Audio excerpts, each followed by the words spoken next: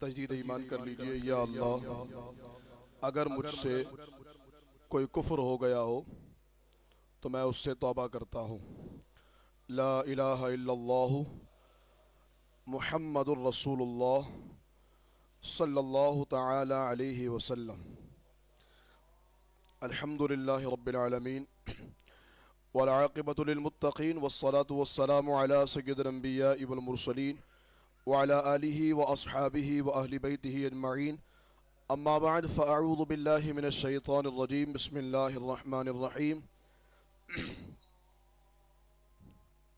براءۃ من اللہ ورسولہ الی الذین عاہدتم من المشرکین، صدق اللہ العظیم۔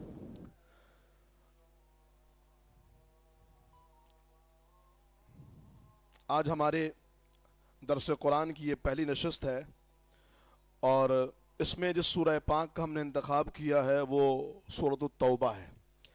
اس کی پہلی آیت مبارکہ میں نے آپ کے سامنے تلاوت کی ہے۔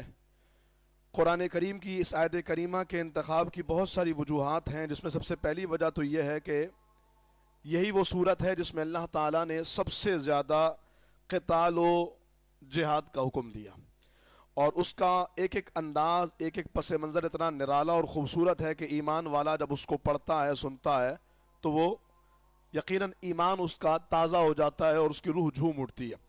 قرآن کریم کا کوئی سا بھی انداز ہو، جب بھی اہل ایمان اس کو پڑھتا ہے تو اس کو ایک الگ ہی ذوق اور نرالا انداز اور اچھوتا طرز عمل معلوم ہوتا ہے۔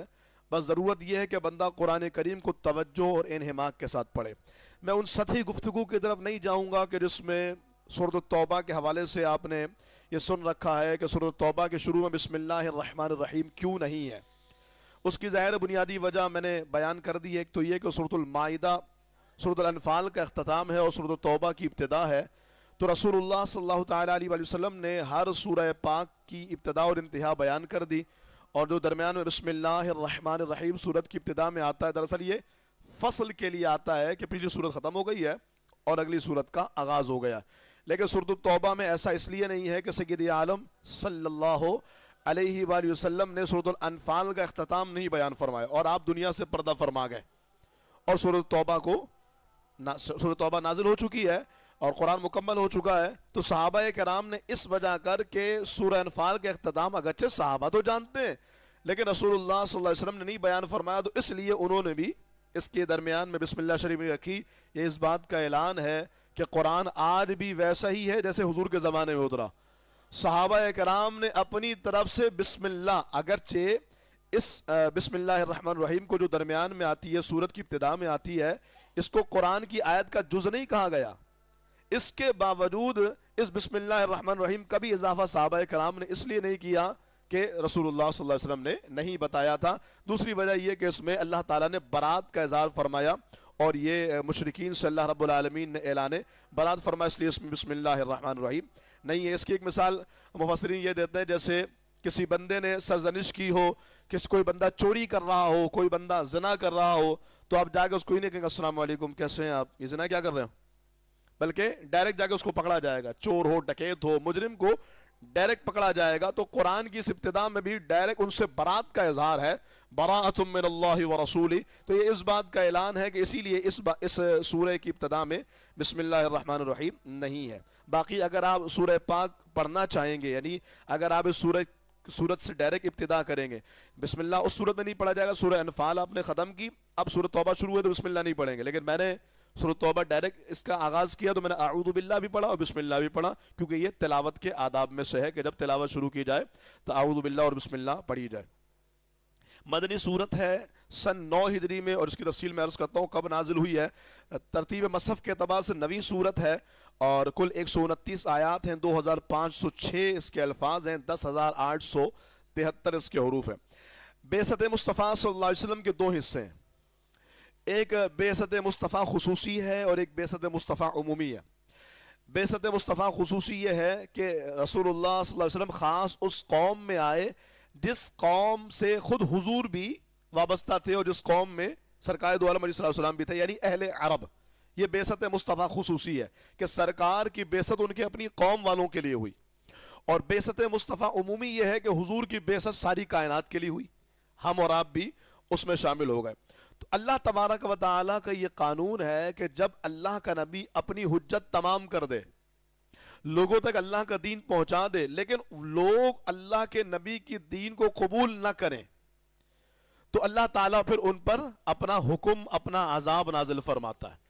یہ الگ بات ہے کہ رسول اللہ صلی اللہ تعالیٰ علیہ وآلہ وسلم پر قرآن اترا، اللہ نے فرمایا وَمَا كَانَ اللَّهُ لِيُعَذِّبَهُمْ وَأَنْتَ فِيهِمْ، اے محبوب جب تک آپ ان میں، اللہ انہیں عذاب نہیں دے گا، لیکن اللہ تعالیٰ نے ان پر بھی حجت کو تمام فرمایا اور آخری فیصلہ سنا دیا، بَرَاءَةٌ مِّنَ اللَّهِ وَرَسُولِهِ إِلَى الَّذِينَ عَاهَدتُّمْ الْمُشْرِكِينَ، یہ اللہ اور اس کے رسول کی طرف سے ان مشرکوں کی طرف اعلان براءت ہے جن سے تمہارا معاہدہ تھا۔ مزید تفصیل آگے آ رہی ہے۔ تو پہلا تو یہ برات کا اعلان تھا اور آخری فیصلہ تھا، اور یہ برات سب سے پہلے تو ان لوگوں کے لیے تھی جن کی بعثت مصطفیٰ خصوصی طور پہ تھی، اور عموماً سب کے لیے تھی۔ اب تفصیلات اس کی یہ ہے کہ صلح حدیبیہ جب ہوئی ہے سن 6 ہجری میں، تو صلح حدیبیہ تک رسول اللہ صلی اللہ تعالیٰ علیہ وآلہ وسلم نے بعثت مصطفیٰ جو خصوصی تھی اسی پر عمل کیا، یعنی آپ کی تبلیغ کا دائرہ کار صرف اہل عرب تھا، اور آپ نے عرب سے باہر تبلیغ دین، ترویج دین، اشاعت دین کا کام نہیں کیا۔ یہ 6 ہجری صلح حدیبیہ سے پہلے کا معاملہ ہے۔ صلح حدیبیہ ہونے کے بعد مسلمانوں کو موقع ملا، اور پھر سرکار دو عالم علیہ السلام نے پوری دنیا میں وفود بھیجے جو خطوط لے کر روانہ ہوئے، اور انہوں نے جا کر لوگوں کو اسلام کی حقانیت اور اسلام کی جو تعلیمات ہے اس سے روشناس کرنا شروع کیا۔ اور اب یہ یاد رکھیے گا، اگرچہ جہاد کا حکم آ چکا ہے، لیکن پیارے آقا صلی اللہ تعالیٰ علیہ وسلم نے قتال کا حکم نہیں دیا، لشکر تیار کرو، نکلو اور مارو، اور جو تمہیں نہ مانے اس کو قتل کر دو، نہیں۔ اسلام کا مزاج اور انداز دیکھیے کتنا حسین ہے۔ سن 6 ہجری کے بعد حضور نے وفود بھیجے، قیصر و کسریٰ کی طرف بھی گئے، بادشاہ روم کی طرف بھی گئے، نجاشی کی طرف بھی گئے۔ نجاشی کون؟ نجاشی ایک ٹائٹل ہے نا، نجاشی ایک لقب ہے۔ یہ وہ جیسے فرعون کے بارے میں کہا جاتا ہے، فرعون بھی ایک ٹائٹل ہے، ایک لقب ہے، ایسا نہیں کہ فرعون نام تھا، ایسے ہی نجاشی بھی ایک لقب ہے۔ تو ایک نجاشی تو وہ تھے جو رسول اللہ صلی اللہ علیہ وسلم پر ایمان لے آئے تھے ہجرت کے بعد، ہجرت حبشہ جب ہوئی تھی تو اس کے بعد ان کا وصال بھی ہو گیا، پھر حضور نے ان کی نماز جنازہ بھی ادا فرمائی۔ یہ وہ واحد ہیں جن کی غائبانہ نماز جنازہ ادا کی گئی، جس کے بارے میں ہم یہ کہتے ہیں کہ جنازہ حضور کے سامنے حاضر کر دیا گیا تھا، اور اس کے علاوہ تاریخ میں کوئی مثال نہیں ملتی کہ حضور نے کسی کا غائبانہ نماز جنازہ ادا کیا ہو۔ یہ اس بات کی دلیل ہے، یہ جو ہمارے ہاں معروف ہے نا غائبانہ نماز جنازہ، شرعاً یہ درست نہیں ہے، صرف ایک نجاشی بادشاہ کے لیے عمل تھا، اور اس میں بھی ہم تعویل یہ کرتے ہیں کہ اس میں جنازہ سامنے حاضر کر دیا گیا تھا۔ اور اگر ایسا ہی غائبانہ نماز جنازہ جائز ہوتا تو سینکڑوں صحابہ کرام شہید ہوتے تھے، وصال فرماتے تھے، جنگوں میں جاتے تھے، لیکن کسی کی بھی نماز جنازہ حضور نے ادا نہیں کی۔ زید بن حارثہ، جعفر طیار، جناب رسول اللہ صلی اللہ تعالیٰ علیہ وسلم کے قریبی ساتھی اور رفقا جو شہید ہوئے، ان کی بھی نماز جنازہ سرکار نے غائبانہ ادا نہیں فرمائی۔ اچھا، نجاشی کے بعد حبشہ کے بادشاہ کو بھی خط گیا، سب کو گیا۔ اب ہوا یہ کہ جب سرکار بادشاہ روم کی طرف خط بھیجا، حضور نے اپنے ایک صحابی کو لے کر جن کا نام جناب حارث تھا، جب یہ خط لے کر کے گئے تو درمیان میں اسی بادشاہ کا ایک رفیق وزیر تھا، اس نے جناب حارث کو پکڑا، خط دیکھا، غصے میں آ گیا اور جناب رسول اللہ صلی اللہ علیہ وسلم کے صحابی کو شہید کر دیا، جناب حارث کو۔ حضور کو پیغام ملا، پیارے آقا صلی اللہ علیہ وسلم نے لشکر کی تیاری کا حکم دیا۔ یہ پہلا لشکر تھا جس نے جزیرہ عرب سے باہر نکل کر کے مسلمانوں کے لیے تبلیغ دین کا راستہ ہموار کیا۔ اب جب جناب حارث کی شہادت کی خبر ملی تو حضور نے حضرت حارث کی شہادت کا بدلہ لینے کے صحابہ کو تیاری کا حکم دیا، اور یہ جس جنگ میں صحابہ روانہ ہوئے اس جنگ کا نام تھا جنگ موتا، جس کو لوگ موتا کہتے ہیں، جنگ موتا۔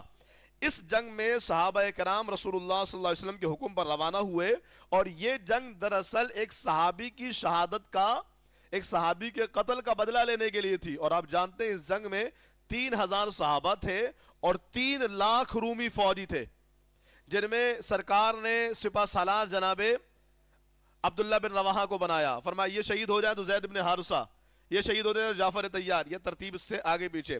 فرمایا جب یہ تینوں شہید ہو جائیں تو اسلامی لشکر جسے چاہے اپنا سپہ سالار بنا رہے ہو. پھر آپ جانتے ہیں تینوں کی شہادت کے بعد خالد بن ولید جو ہے وہ سب سے پہلے سپہ سالار بنے, یعنی اس جنگ میں سب سے پہلے کمانڈ اس جنگ کی آپ نے سنبھالی, اور صرف 8 مجاہدین شہید ہوئے اور باقی 3000 کے قریب سارے صحابہ کرام جنگ میں فتح یاب ہو کر کے واپس آ گئے.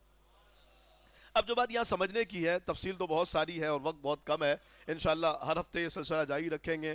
اگر آپ اس ربط کو قائم رکھیں تو اس کا آسان طریقہ یہ ہوگا کہ جو ہم بیان کریں نا اگلے اتوار کو آنے سے پہلے اس کو ذرا سن لیجئے گا, تو یہ ربط برقرار رہے گا. ورنہ ایک ہفتے کا گیپ آنے پر میں بھول جاؤں گا میں نے کیا بیان کیا ہے, تو پھر یقیناً سننے والوں کے لیے بھی ایک مشکل امر ہوگا. تو سنیے گا, 20 منٹ کا دورانیہ ہے, دوبارہ سن لیجئے گا, لگا کر کے لیٹ گئے تو کم از کم ریمائنڈ ہو جائے گا کہ کیا باتیں ہوئی ہیں.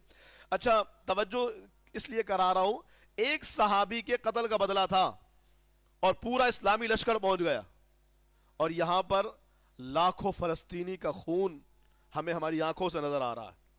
فلسطینیوں کے بدن کے چیتھڑے آسمانوں پر اڑتے نظر آ رہے ہیں. لاکھوں فلسطینیوں کا جو ظلم و بربریت پر جو حال کیا گیا, میں نے ایک کلپ دیکھا, تیزاب کے ٹینک کے اندر مجاہدین کو ڈالا جا رہا ہے, اور صرف ایسا نہیں کہ ڈال کے چھوڑ دیا, ایک رسی میں ان کو باندھا ہوا ہے, ڈالا, یہ زنجیر میں باندھا ہوا ڈالا, اور ڈالنے کے بعد وہ چیخ رہا ہے اور اس کو ڈبو کر نکال لیا. کتنی دردناک اور کتنی اذیتناک صورتحال ہے. ایسی 20 چیزیں ہوں گی جو آپ اور ہم جانتے ہیں, لیکن نہ جانے وہ کون لوگ ہیں جنہیں اب تک اعلان جہاد کے بعد بھی فلسطینیوں کی محبت میں یہودیوں کا بائیکاٹ سمجھ میں نہیں آیا. تو جنہیں آج یہ صورتحال سمجھ میں نہیں آئی, وہ میٹھے میٹھے دین کی بات کرتے ہیں. دین ہر صورتحال میں میٹھا میٹھا نہیں رہتا. ہم تو کہتے ہیں آج کا دن 15 شوال مکرم, آپ جانتے ہیں آج کیا تاریخ ہے؟ تاریخ اسلام کو وہ عظیم دن جب سن 3 ہجری میں آج ہی کے دن غزوہ احد پیش آیا تھا, مارکہ احد پیش آیا تھا. رسول اللہ صلی اللہ علیہ وآلہ وسلم سے پوچھا گیا, یا رسول اللہ کیا آپ پر طائف سے زیادہ سخت وقت آیا ہے, کہ جب آپ پر طائف سے زیادہ پریشانی ہو؟ طائف کون سا دن تھا جب حضور اکیلے اپنے ایک صحابی کے ساتھ, غلام کے ساتھ نکلے اور طائف والوں کو تبلیغ دین کرنے لگے. اس قدر پتھر مارے امام الانبیاء کہ وہ نرم و نازک بدن لہو لہان ہو گیا اور آپ کی نالین خون سے بھر گئی. یہ میری بات نہیں ہے, اللہ اکبر. ہمیں عزتیں دے لوگ, ہاتھ چومے, ممبر پر بیٹھائیں, ہماری اوقات کیا ہے؟ ہم صرف ان کا نام لے رہے ہیں تو ہمیں عزتیں مل رہی ہیں. جن کے لیے کائنات بنائی گئی ان کا مقام کتنا عرفہ والا ہوگا, ان کی حیثیت. اور صرف یہی نہیں, حضور کے گلے میں پھندا ڈالا گیا, اللہ اکبر, اور اتنی زور سے کھینچا گیا کہ سرکار کی آنکھیں ابل پڑی. اللہ اکبر. دین ایسے ہی نہیں. تم کہتے ہو میٹھا میٹھا دین ہے, تم کہتے ہو بس دین آسانیوں کا نام ہے. ہمیں یہ بتاؤ کہ سرکار خوش ہو رہے ہیں ہم سے. ہاں, ہمیں یہ بتاؤ کہ اس سال بھی ہم نے رمضان پورا مدینے میں گزارا, حضور ہم سے بڑے خوش ہو رہے ہیں اور سرکار ہر وقت ہم سے راضی ہے. نہیں, جہاں زندگی مدینے سے جھونکے ہوا کے لا, شاید حضور ہم سے خفا ہیں منا کے لا. اے خاص ہے خاصان رسول وقت دعا ہے, امتی کے پیر میں کانٹا بھی چبھے انہیں درد ہوتا ہے. ایسا کیسے ہے ہو سکتا ہے کہ فلسطینیوں کے بدن کے ٹکڑے ہو گئے, فلسطینیوں پر قیامت ٹوٹ پڑی. وہ خاتون کہتی, یا رسول اللہ لا تشفع العرب, محبوب عربوں کی شفاعت نہ کرنا. ایک کہتا ہے آنا تم قیامت میں اپنی نیکیوں کو لے کر کے, اور ہم بھی آئیں گے اپنے بچوں کے خون کو لے کر کے, اور اب سے کہیں گے مالک ان کی عبادتیں قبول نہ کرنا, انہوں نے ہمیں کٹنے کے لیے تنہا چھوڑ دیا تھا. یہ کوئی جذباتی باتیں نہیں ہیں. اتنا سب کچھ ہونے کے بعد بھی اگر کوئی کہے یہ جذباتیت ہے, جناب سمجھیے گا ذرا, یہ ہماری معیشت تباہ ہو رہی ہے. ہم کب سے رونا رو رہے ہیں معیشت تباہ ہونے کا. نیتن یاہو کا بیان نہیں سنا آپ نے؟ اس سے پوچھا گیا پلاننگ میں کیا ہے, پاکستان آپ کی پلاننگ میں ہے؟ کہا پاکستان ہماری اولین پلاننگ میں ہے, بس ہم چاہتے ہیں ڈی اسٹیبلائز کر دیا جائے پاکستان کو. پہلے پاکستان کو ہم کھوکھلا کر رہے ہیں اندر سے, اور اس کے بعد پھر حملہ کریں گے. اگر سعودیہ یہ اعلان کر رہا ہے کہ ہم اپنی حکومت کی جنگ لڑ رہے ہیں, ہمیں ضرورت نہیں فلسطینیوں کا خیال کرنے. اگر امام کعبہ یہ اعلان کر رہا ہے کہ یہ فتنہ ہے, اس فتنوں سے دور رہو, فلسطینیوں سے ہمارا کوئی تعلق نہیں ہے, تو یہ مت سمجھو کہ یہ جنگ صرف فلسطینیوں تک رہے گی. وہ تو میرا اور آپ کا قرض ادا کر رہے ہیں, وہ تو ہمارے کاندھوں سے قرض ادا کر رہے ہیں. اور اگر آج ہم ان کے لیے نہیں اٹھے, اور سیدھی بات یہ ہے کہ ان کے لیے اٹھنے کا مطلب یہ ہے کہ اپنے بچوں کو تیار کیا جائے نا, ان کے اندر بھی جذبہ پیدا کیا جائے. وہ ایک عرب کالم نگار نے ایک آرٹیکل لکھا, بہت خوبصورت, مجھے بات بڑی پسند آئی. میں نے عربی میں آرٹیکل تھا, میں نے پڑھا. کہتے ہیں میری زوجہ کہہ رہی تھی کہ جب غزہ کی جنگ ختم ہو جائے گی نا, تو ہم غزہ کے بچے اڈاپٹ کر لیں گے، ہم غزہ کے بچے گود لے لیں گے. تو وہ فرمانے لگے کہ نہیں نہیں ایسا نہیں کریں گے. کہا نہیں تربیت کریں گے نا، ان کے والد صاحب نہیں ہیں، بیچارے یتیم ہوں گے. کہا نہیں میں نے تو سوچا ہے جب غزہ کی جنگ ختم ہو جائے گی تو ہم اپنے بچے فلسطینیوں کو دے دیں گے تاکہ وہ بھی تو تربیت کریں. 6 مہینے کی بچی، 6 سال کی بچی اپنے کاندھے پہ اپنے 2 سال کے بھائی کو اٹھا کے لے کے جا رہی ہے. بیٹی کہاں جا رہی ہو؟ بہت بیمار ہے، پوری رات بخار رہا ہے اس کو، ہر وقت رو رہا تھا، تو میں اس کو ہاسپٹل لے کے جا رہا ہوں. 1 کلومیٹر سفر طے کر چکی، آگے 1 کلومیٹر سفر طے کرنا ہے، ہاسپٹل لے کے جا رہی ہوں. تو گھر میں کوئی نہیں ہے؟ کہا ماں بھی شہید ہو گئی، بابا بھی شہید ہو گئے، بس میں ہوں اور یہ ہے. تو بیٹا تم کیوں اس طرح چل رہی ہو؟ تو اس نے اپنے پیروں سے کپڑا ہٹایا تو اس کا پیر بھی زخم سے لہو لہان تھا. اس نے کہا وہ جب بابا اور ماں شہید ہوئی نا تو بلاسٹ ہوا تھا تو میرے پیروں میں بھی زخم لگ گئے تھے. خود زخمی ہے، کاندھے پہ بھائی کو لے کے ہاسپٹل جا رہی ہے. ایمانداری سے سوچنا میرے بچوں کا اور آپ کے بچوں کا یہ جذبہ ہے؟ بچے چھوڑ دیجئے یار، ہمارے اندر وہ جذبہ ہے، وہ ہمت ہے جو فلسطینیوں کے اندر ہے. تو انہوں نے کہا ہم اپنے بچے فلسطینیوں کو دے دیں تاکہ وہ تربیت کر. تو یہ تربیت ہی ہے. آج ہم ٹرینڈ کریں، چوائس تبدیل کریں، زبان کی لذت کو چھوڑیں، کل انشاءاللہ اگر وقت پڑے گا تو ہماری نسلوں میں انشاءاللہ اللہ مجاہدین پیدا فرمائے گا. اچھا میں یہ عرض کر رہا تھا، حضور سے پوچھا گیا یا رسول اللہ کہ آپ پر طائف سے زیادہ سخت وقت آیا ہے؟ میرے محبوب صلی اللہ علیہ وآلہ وسلم نے فرمایا احد کا دن مجھ پر طائف سے زیادہ سخت تھا. اللہ اکبر، ذرا تصور کیجئے کیا کیفیت ہوگی جب سرکار کے لاڈلے چچا سید الشہداء امیر طیبہ کاشف البرکات کے بدن کے 70 ٹکڑے کر دیے گئے، ناک کان پورے بدن کا مسئلہ بنا دیا گیا، عبداللہ بن جہش کے بدن کا مسئلہ بنا دیا گیا. اور کیفیت یہ ہے آج بہترین آسائشوں کے ساتھ دین فراہم کیا جا رہا ہے، کوئی سیکھنے والا نہیں، درس قرآن میں آنے والا نہیں، بیٹھنے والا نہیں، نماز پڑھنے والا نہیں. کل حالت یہ تھی امیر طیبہ، آج جن کے وسیلے سے مدینہ مانگو نا تو حاضری مل جاتی ہے. مدینے جانے والوں سے پوچھو، جب بھی مدینے جاتے حضور کا روزہ واکنگ ڈسٹنس پر ہوتا ہے لیکن پہلے وہ امیر طیبہ کی بارگاہ میں جاتے ہیں. کیوں جاتے ہیں؟ جا کے دیکھو پتہ لگے گا کہ جو فیضان وہاں جانے کے بعد حضور کا ملتا ہے وہ نرالا ہی ہوتا ہے، وہ کیا کیفیت ہوتی ہے. اور ہم نے تو عاشقوں کو دیکھا روز وہ سید الشہداء کی بارگاہ میں جاتے ہیں، اس لیے کہ سرکار سے گہرا تعلق. امیر طیبہ کی بارے میں عرض کر رہا ہوں، آپ کا مقام اتنا آ رہا، اور حال کیفیت یہ ہے کہ شہادت کے بعد بدن پر ڈھکنے کو کپڑا بھی نہیں ہے، ایک چادر ادھار لی گئی، اور جب اس چادر سے سر چھپایا جاتا تو پیر کھل جاتا، پیر چھپائے جاتے تو سر کھل جاتا. اللہ حضور نے فرمایا سر چھپا دو، میرے چچا کا سر چھپا دو اور میرے چچا کے پیروں پر ازخر گھاس ڈال دو. آج بھی وہ احد کے قریب گھاس ملتی ہے، وہ گھاس ڈال دو. امیر معاویہ کے زمانے میں جب 50 سال سے زائد کا عرصہ، اس سے بھی زیادہ کا عرصہ گزر گیا اور بارشوں کی وجہ کر احد والوں کی قبریں کھلی ہیں، اللہ اکبر، امیر طیبہ کا لاشا تر و تازہ باہر نکلا ہے. قرآن کی آیت وَلَا تَحْسَبَنَّ الَّذِينَ قُتِلُوا فِي سَبِيلِ اللَّهِ أَمْوَاتًا، جو اللہ کی راہ میں مارے جائیں انہیں مردہ گمان بھی نہ کرو. اس آیت کریمہ اور اس کے آگے فَرِحِينَ بِمَا آتَاهُمُ اللَّهُ مِنْ فَضْلِهِ، ان دونوں آیت کریمہ کے اولین مصداق ہی احد والے ہیں.